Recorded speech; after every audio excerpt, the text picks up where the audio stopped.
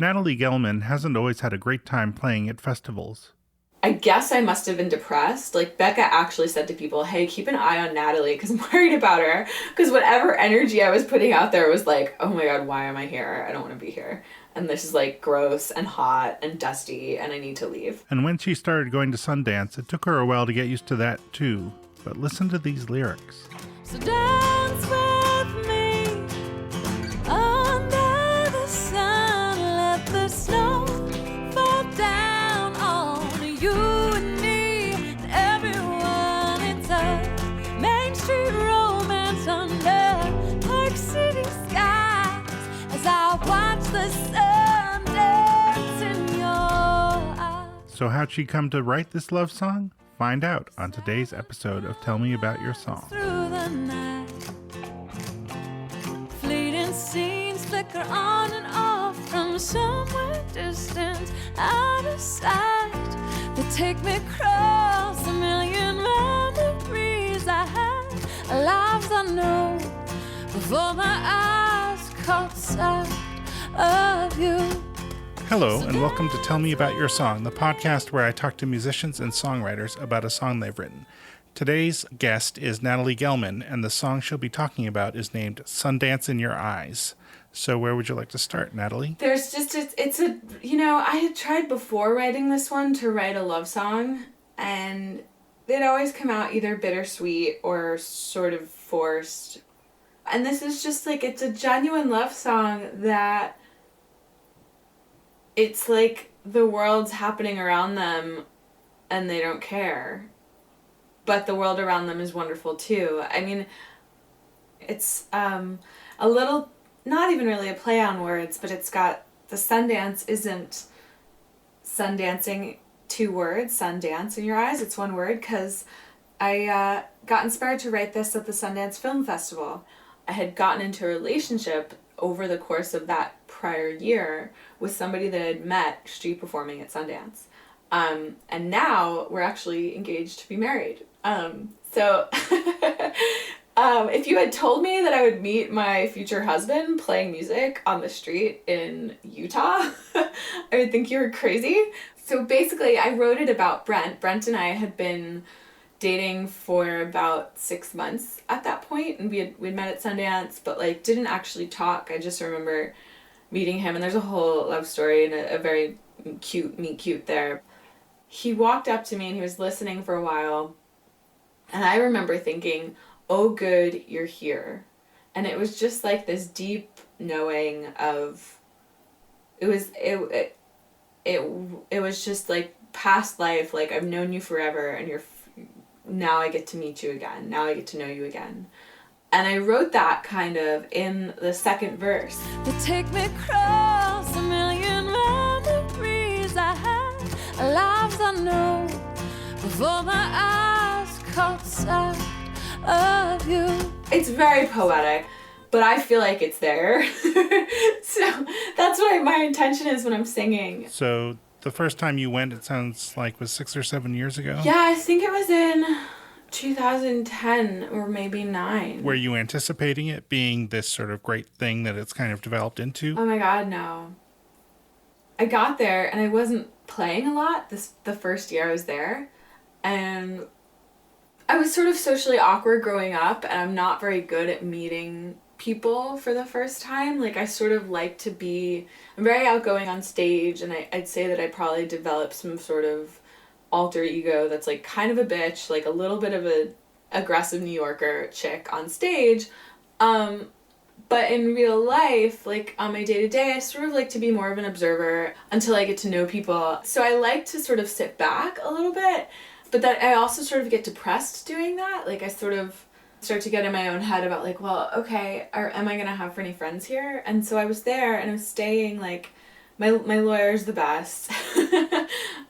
So he would go, his firm would go, and some of the, I don't even know what they call them, but like the paralegals or like the people who are not super high up, but like it's just a nice community of people, and then a few artists. And they'll rent this like huge house, and we'll all sort of crash in bedrooms or on the couch or even on the floor or wherever. And get to go to the festival and not have to like spend money. I mean, that's the big expense when you go to Sundance, is a place to stay that's super close to the festival so that you actually get a lot out of it.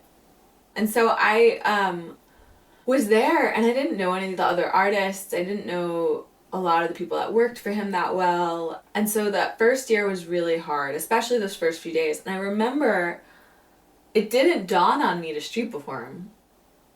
It was so freaking cold there that, like, you know, it's not the first thing you think of. But I was walking back one day, I was walking on Main Street, and I saw this band playing music, and I was like, I'm just gonna go play, like, I need to play music. And there's always someone taking a nap at the house or like whatever. And so I just walked back to the house, got some paper, made a sign, and I went back out and I started street performing on Main Street. And it was that, for me, was the turning point. And so I had been going for a few years. So I was street performing, and someone from Fender heard me and videotaped a clip of me singing a song, and then went and showed it to the person running the lounge, and they had me play at the lounge that year. And then they brought me back. They reached out to me as they were getting ready for the following year and said, hey, we'd love to feature you. We'd love you to headline our lounge. So at first I said yes, and then I'd sort of become friends with one of the people running the thing there, and he was like, no, don't just say yes, because there's no like money involved. Like, it's just, play for exposure, but it's fun and there is a chance for exposure there. And he said, no, don't just say yes, ask them to give you a guitar. And I did, and I called them right back and asked for a guitar, and they said yes. And I was expecting to show up and be given, like, you know, a simple Fender guitar to, like, start playing on the street. And I showed up, and they had 3 guitars that they had brought out for the festival, 3 guilds, and they said, pick one. And I picked up this D55, and I was talking to my friend the whole time I was like trying out the guitars, and like sort of my mind was blown already about, oh my god, I really get to have one of these? Like, you're kidding, right? Like, I just didn't believe him. And I just kept hanging out with this D55 and immediately started writing this song. And that's the guitar that I'm playing in that video that you were talking about, where I played it a few days after. Put the beats in my heart, line them up like the edges of a song I used to know. The chords were just coming to me, and the melody was coming to me, and even the lyrics a little bit. And all of this happened over like 2 minutes, 5 minutes, you know, and he says to me, could you change the words in like Laugh So Hard You Cry or one of your songs to be about Sundance? Because we have a connection at the Sundance channel, and we think we can get you on if you do that. And I was listening to him, like, doing that thing guitar players do where they're like nodding their head and like not really listening to you. And then it hit me what he said, and I was already doing this. I already had like the da-da-da-da. I generally write from top to bottom. Like, I don't usually come up with like the chorus first or the bridge first. I generally write in order that it appears, and like woodshed it afterwards. But I had a few, like the opening line or the opening 2 lines, and I said, well, what if I write a song about Sundance? Can we definitely get me on the Sundance channel? And he said, probably. And I said, well, tell them it's done already. And he emails or texts the producer over there, and the guy texts him back, great, let's film her tomorrow morning at 10 a.m. Can she do that? And I'm like, totally. Let's do that. Let me go write this song. And so it was probably 5 o'clock in the afternoon the night before, so I had all of like 15 hours or so, I don't know exactly, but basically I had that night to write the song, and it was the first night of Sundance, and I was like, I mean, at this point, like, I'd been going there, and all those people sort of become your family, and like, there's a lot of musicians that go there, and there's a lot of seeing those people once a year and getting that sort of, that camaraderie, and I wasn't willing to give up my first night of Sundance to write a song. So I wrote this song while I was running around Sundance that first night, and then just on my iPhone, having fun at the parties, drinking, laughing, and I'm writing the song. It was all written within, I think by 1 o'clock in the morning, I was sending this, and Brent wasn't there actually. I think he was meeting me there 2 days later. And so I was sent this to the producer of the lounge, who had the connection with the Sundance channel, and to Brent at like 1 o'clock in the morning. And they both, the producer emailed me back and said, this is awesome. And still to this day, he thinks that first recording that's like really quiet, because I was recording it in the house that my lawyer was renting out and letting us stay at. I was recording it very quietly and like really, it was a lullaby. And he loves that recording and is like, you should put this out. Put the beats in my heart, line them up like the edges of a song I used to know. It sang me to sleep and woke me up inside a dream with you, and all our wishes coming true. So dance with me under the sun, let the snow fall down on you and me and everyone. It's a Main Street romance under Park City skies as I watch the sun dance in your eyes. But so I went to go film it, and they give you this like this contract to fill out that says that they'll own the rights to whatever it is you're doing. And so it was sort of ironic that at the end of it all, I was like, oh, no. If you want to own this song, you need to license it and like pay me big money for this. This is a good song. So that was kind of funny. At the end of it all, I got up and filmed it the next day and then was like, no, I'm not willing to sign this contract. But every year that I've gone back, it just has a very deep sweetness. And it's so nice. Like, I feel like I've gotten so much. My heart is always filled going to that festival and being with those people. And I really feel like it's so nice to sort of give that back. Watch the sun dance in your eyes. Watch the sun dance in your eyes.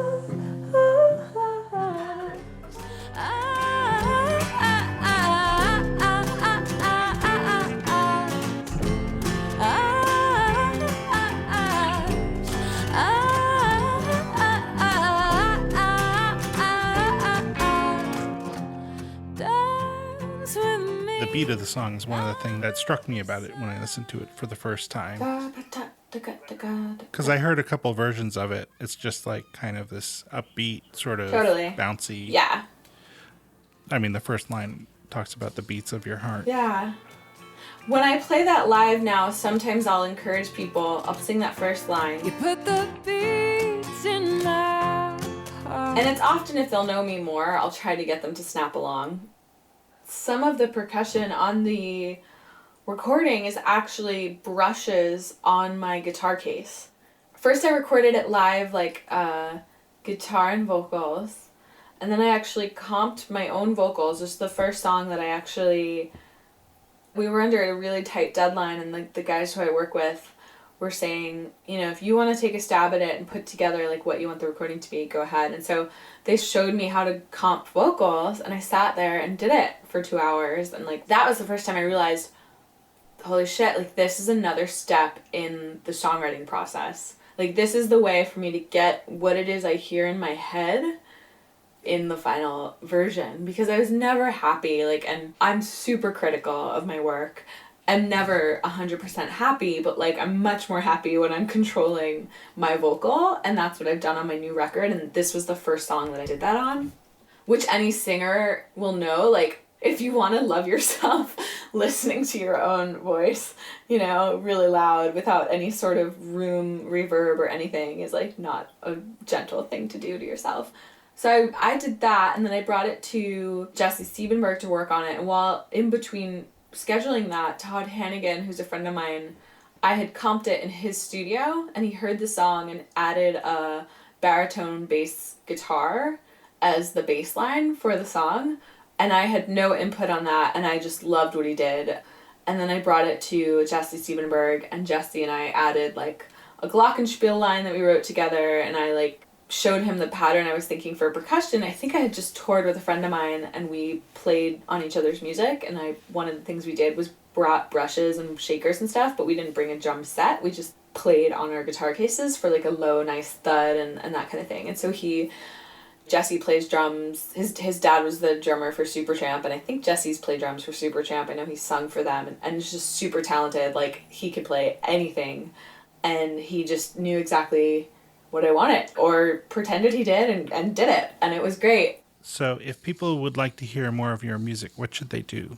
I have my own hub, my website, nataliegelman.com. And then I'm also really active on Twitter and Facebook and YouTube and all sorts of social media, Instagram. And then my music's pretty much everywhere, every sort of streaming service.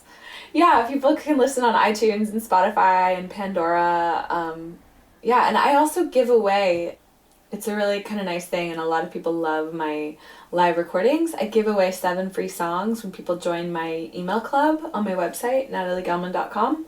And then every year, I send out a new free CD. Oh, nice. Yeah, it's sort of fun. So this song is actually one of the free live songs that people get when they join my email club. But it's not the studio version, it's a different version. And if people want to see you perform, are your dates on your website and stuff like that? They are. I'm adding a bunch for the fall that are not there yet. With the wedding planning, it's been... Oh, sure. Everything's been funny, but I've got a bunch on the East Coast in the works for November, and then I'm always playing California and stuff, and I tour a lot to the Midwest too, and hopefully getting back to Europe with the next CD, so yeah. Well, if people want to hear my music, they can find it at music.jwgh.org. And I also just put together a brand new website at jacobhaller.com with links to my music, and I have this and another podcast and things like that. So people can check out that if they want. I also have a website for this podcast at tellmeaboutyoursong.com. And I have a blog, and I'll put together a post with links to all of your websites and things and some of the other things we've been talking about. And people can find that at yoursongpodcast.tumblr.com. And so with all that said, we're going to go out by listening to the song we've been talking about, Sundance in Your Eyes by Natalie Gelman. Thanks for listening.